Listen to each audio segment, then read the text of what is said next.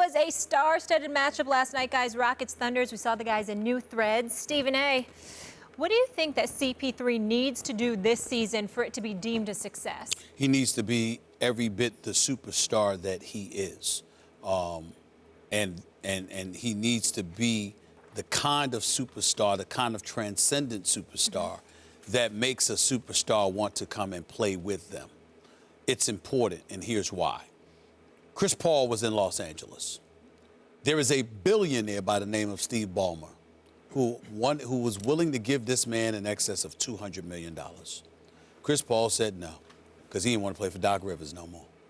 Now, you walk away from the city of angels, Los Angeles, and $200 million at age 32 in the last year of your contract. Now, he's making about $24.2 million this year.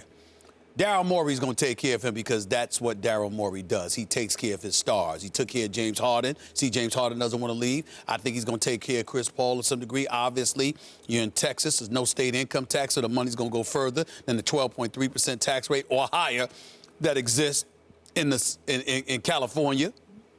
But in the end, you didn't just leave because you don't want to play for Doc Rivers anymore. You wanted to leave because you thought you would be better positioned to compete for a championship. That was before Melo got to OKC. And so now with Melo in OKC with Paul George joining Russell Westbrook, Kawhi Leonard's still in San Antonio. A legitimate argument could be made because we can never ignore Memphis, the steady ship that they are, and the job my man Fizdale is doing as the coach there. We can never ignore their relevance, at least in the Western Conference picture, in terms of being that team in the playoffs that you got to go through. They can end up, you can make a legitimate argument that Houston ain't even the fourth best team in the Western Conference at this particular moment in time, which means they could be in danger of going home in the first round. You're Chris Paul at age 32. Those are the conditions that you face. So it's not only, I think the man is a superstar point guard. Chris Paul could be my point guard any day of the week. No question about it. He's that big time. The flip side to it is that he is 32.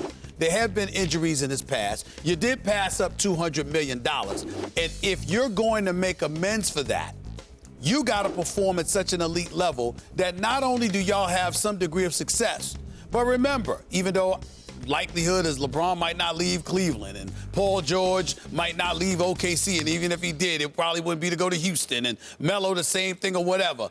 The bottom line is you've got to be attractive enough, Max, to get somebody to want to come and play with you, because Houston ain't winning no damn title this year. It ain't happening. So since that's not, they ain't going to the finals either. So since those two things ain't happening, the only thing that would spell success for CP3 is to have such an incredible season that you get your money and Houston gets a marquee dude to come and want to play with you and James Harden.